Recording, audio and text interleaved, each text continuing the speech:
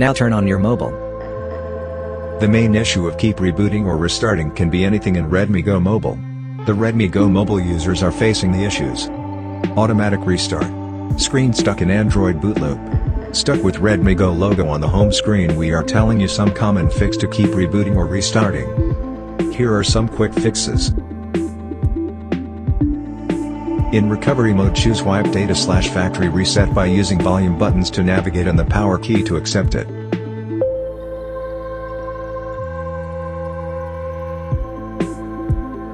Now successfully solved the problem.